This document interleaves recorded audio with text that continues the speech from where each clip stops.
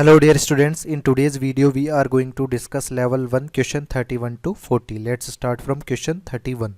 31 में हमें क्या बोल रहा है, which of the following metal is highest electropositive in nature, कि हमारे पास सिंपल उसका मेटेलिक नेचर आपको चेकआउट करना है। तो अपन इन सबका इलेक्ट्रॉनिक कॉन्फ़िगरेशन लिख लें।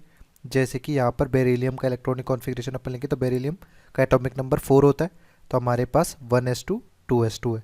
रुबीडियम का एटॉमिक नंबर होता है 37, तो यहाँ पर इलेक्ट्रॉनिक कॉन्फ़िगरेशन लिखेंगे तो क्रिप्टॉन 5s1। मैग्नीज की बात करें तो 25 इसका एटॉमिक नंबर होता है, इसका इलेक्ट्रॉनिक कॉन्फ़िगरेशन होगा आर्गन 3d5 4s2।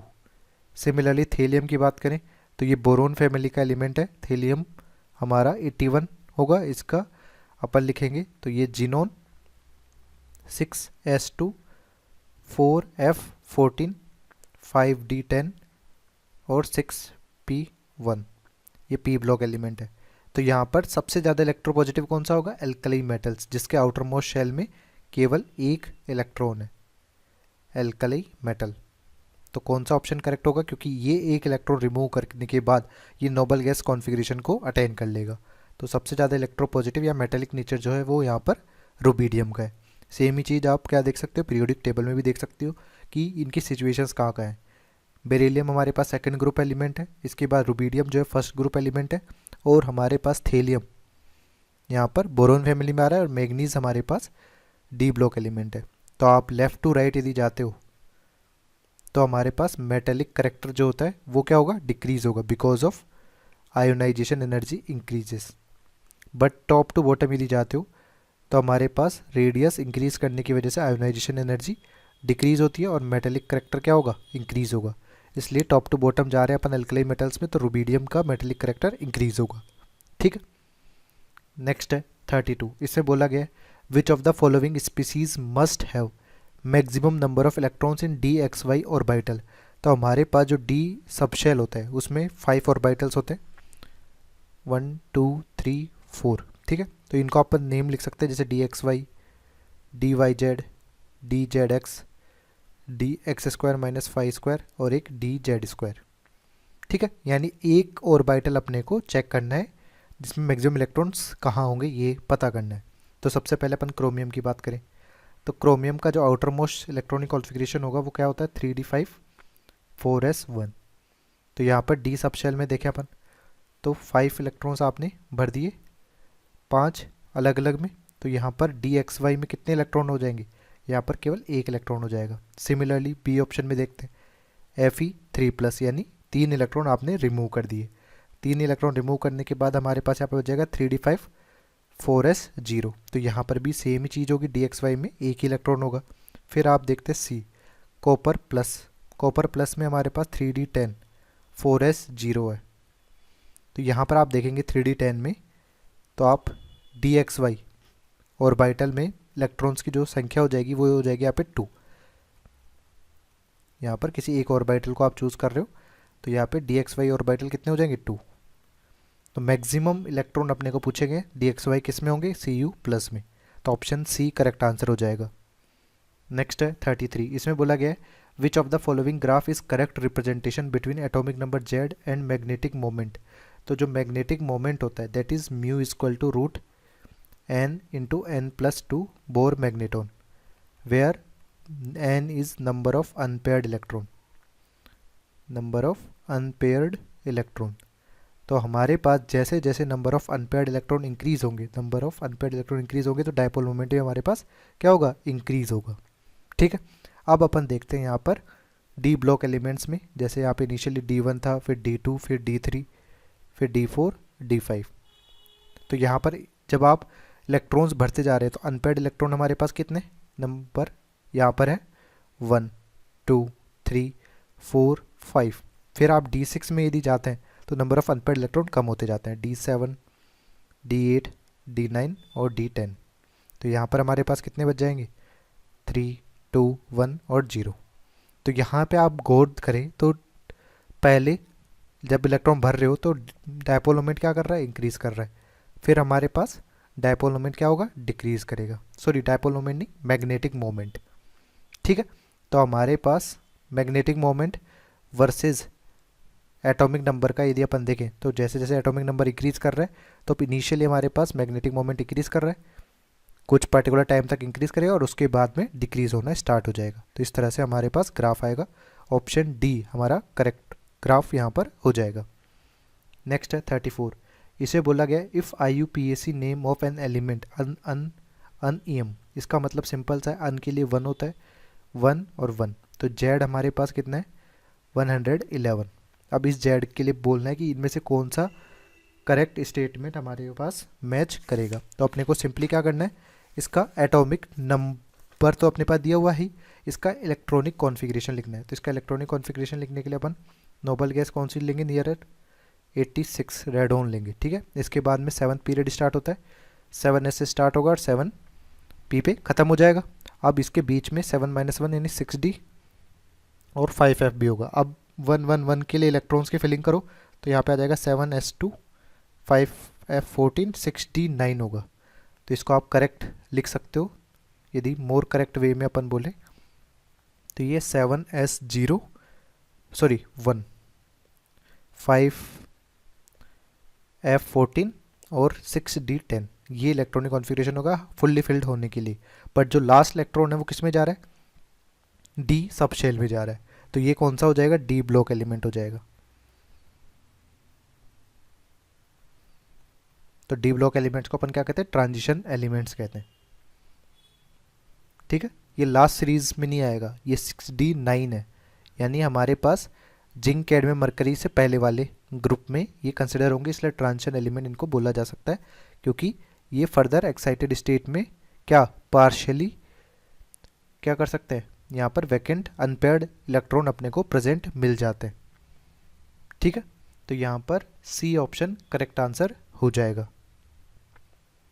नेक्स्ट है 35। इसमें बोला गया है which property decreases from left to right across the periodic table and increases from top to bottom.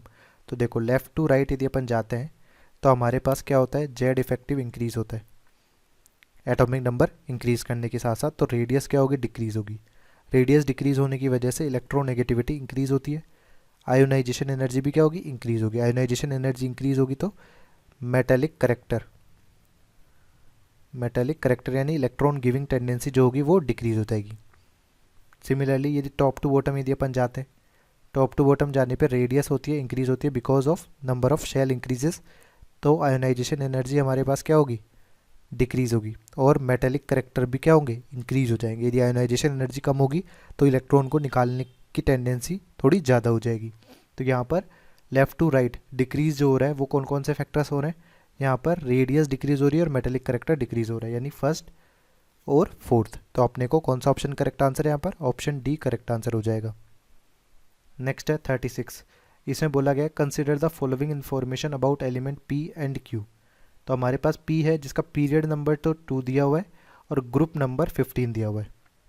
ठीक है, तो हमारे पास यहाँ पर ग्रुप नंबर 13 का क्या मतलब है कि यहाँ पर पी जो है कितने इलेक्ट्रॉन ले सकता है, हमारे पास आइदर ये तो 3 इलेक्ट्रॉन डोनेट कर दे या 3 इलेक्ट्रॉन ले ले for attaining noble gas configuration, तो ये 3 इलेक्ट्रॉन ले लेगा। फिर क्यू हमारे पास क्या, पीरियड नंबर तो 3 है बट ग्रुप नंबर 2 है जो कि एल्कलाइन अर्थ मेटल वाला ग्रुप होता है। तो यहाँ पर हमारे पास एल्कलाइन अर्थ मेटल वाले क्या करते हैं, 2+ चार्ज में रखते हैं क्योंकि मेटेलिक प्रॉपर्टी शो कर रहा है। तो इस बेसिस पे आप देखें कि Q2+ है और P 3- है, इसको आप क्रॉस मल्टीप्लाई करेंगे तो ये कंपाउंड क्या बन जाएगा, P2Q3। तो कौन सा ऑप्शन करेक्ट होगा, ऑप्शन सी करेक्ट आंसर हो जाएगा। नेक्स्ट है 37। इसे बोला गया विच electronic configuration must represent an atom in an excited state. Excited state में देखना है तो आप देखो 1s2 2s2 और 2p1, इसमें एज सच कोई एक्साइटेशन नहीं है, सिंपल रूल्स के बेसिस पे ही लिखा हुआ है। सिमिलरली 1s2 2s2 और 2p2 भी है। फिर देखते हैं 1s2 2s2 2p2 और 3s1, ये एक्साइटेड स्टेट में लग रहा है। क्यों, क्योंकि यहाँ पे देखिए आप कि इनिशियली यहाँ पे 2p3 रहा होगा और 3s1 जो है वो खाली था, ये 2p है और ये 3s है, ये ग्राउंड स्टेट रही होगी इसमें। और एक्साइटेड स्टेट में क्या किया है, यहाँ से p से एक इलेक्ट्रॉन इसमें चला गया, तब जाके ये क्या बन गया 2p2 और 3s1। तो ये एक्साइटेड स्टेट का इलेक्ट्रॉनिक कॉन्फ़िगरेशन है, तो ऑप्शन सी करेक्ट आंसर हो जाएगा। नेक्स्ट 38, इसे बोला गया है which of the following A9 has the smallest radius. तो यहाँ पर हमारे पास आप देखेंगे क्या इलेक्ट्रॉन प्रोटॉन चार्ज के बेसिस पे डिसाइड करते हैं। तो इसका जो एक्सप्लेनेशन वो यहाँ पे दिया हुआ है कि H माइनस आयन जो है उसमें हमारा E/P रेशियो जो होगा वो 2 होता है। बट आप हेलोजेंस में देखें, फ्लोरीन, क्लोरीन, ब्रोमीन और आयोडीन, इसमें इलेक्ट्रॉन बाय प्रोटॉन रेशियो जो है वो लेस देन 2 होगा, इसलिए उनकी साइज क्या होगी, कंपेरेटिवली कम होगी। तो अपन जो साइज का ऑर्डर लिखते हैं यहाँ पर वो क्या हो जाएगा, यहाँ पर साइज का ऑर्डर हो जाएगा कि सबसे कम जो होगी वो फ्लोरीन की, देन क्लोरीन की, देन ब्रोमीन की। H माइनस इतना बड़ा होगा कि वो फ्लोरीन, क्लोरीन, ब्रोमीन से ज़्यादा साइज का होगा, बट I माइनस से कम साइज का होगा। ठीक है, तो सबसे लोएस्ट साइज किसकी, रेडियस कम किसकी हो रही है, फ्लोरीन की। तो हमारा कौन सा ऑप्शन करेक्ट हो जाएगा यहाँ पर, ऑप्शन बी हमारा करेक्ट आंसर हो जाएगा। ठीक है, नेक्स्ट है 39। 39 में हमें क्या बोला गया है, इसमें हमें बोला गया the ionic radius of lithium plus beryllium 2 plus and boron 3 plus follow the order. तो आप देखिए लिथियम प्लस बेरिलियम 2 प्लस और बोरोन 3 प्लस, इनमें अपन इलेक्ट्रॉन्स की बात करें कि नंबर ऑफ इलेक्ट्रॉन्स कितने हैं, तो सब में 2-2 इलेक्ट्रॉन है। बट नंबर ऑफ प्रोटॉन्स की यदि अपन बात करते हैं तो यहाँ पे एटॉमिक नंबर 3 है, 4, 5। तो जैसे जैसे आप जेड इफेक्टिव में देखें कि जेड माइनस सिग्मा, अब सिग्मा तो यहाँ पर हमारे पास नंबर ऑफ इलेक्ट्रॉन तो कांस्टेंट है, केवल जेड हमारे पास यदि इंक्रीज कर रहा है, यदि ये जेड की वैल्यू इंक्रीज करेगी तो जेड इफेक्टिव भी क्या होगा, इंक्रीज होगा। यदि जेड इफेक्टिव इंक्रीज होगा तो रेडियस जो होगी वो डिक्रीज होगी। तो यहाँ पर रेडियस का जो ऑर्डर हो जाएगा वो क्या हो जाएगा, लिथियम प्लस की सबसे ज़्यादा, फिर बेरिलियम 2 प्लस और बोरोन 3 प्लस सबसे लास्ट में हो जाएगा, क्योंकि यहाँ पर जेड की वैल्यू सबसे ज़्यादा है तो जेड इफेक्टिव ज़्यादा लगने की वजह से रेडियस सबसे कम होगी। तो ऑप्शन डी करेक्ट आंसर हो जाएगा। नेक्स्ट है 40, इसे बोला गया largest in size out of Na plus, neon and F minus. तो यहाँ पर भी सेम ही लॉजिक है, Na plus, neon, F minus. तो यहाँ पर इलेक्ट्रॉन्स अपन काउंट करें तो सब में 10-10 इलेक्ट्रॉन्स है। फिर जेड देखें तो यहाँ पे 11, 10 और 9। तो इस बेसिस पे जिसका जेड वैल्यू ज़्यादा होगा उसकी रेडियस सबसे कम होगी। तो एक्सपेक्टेड जो रेडियस ऑर्डर है, रेडियस वो क्या होनी चाहिए कि Na प्लस, नियोन और F माइनस की सबसे ज़्यादा होनी चाहिए, ये हमारा एक्सपेक्टेड है। बट ये रॉन्ग है ऑर्डर, क्यों, क्योंकि हमारे पास जो आयंस के लिए रेडियस डिफाइंड होती है दैट इज़ आयनिक रेडियस, और यहाँ पर नोबल गैस के लिए जो डिफाइंड रेडियस होती है that is van der Waal radius, van der Waal radius. और वांडरवाल रेडियस सबसे ज़्यादा होगी अमोंग आयनिक रेडियस और कोवलेंट रेडियस। तो यहाँ पर जो करेक्ट सबसे ज़्यादा साइज वाला एलिमेंट जो होगा वो होगा नियोन। ठीक है, तो करेक्ट ये एक तरीके से रॉन्ग है, ऑर्डर क्या हो जाएगा एक तरीके से, यहाँ पे ऑर्डर हो जाएगा नियोन सबसे ज़्यादा होगा, then F minus, then sodium. Neon की साइज क्यों हो रही है, बिकॉज इसकी अपन वांडरवाल रेडियस कैलकुलेट करते हैं ना कि आयनिक रेडियस, और van der Waal radius among all other type of radiuses सबसे ज़्यादा होती है। तो ऑप्शन बी हमारा करेक्ट आंसर हो जाएगा। ठीक है।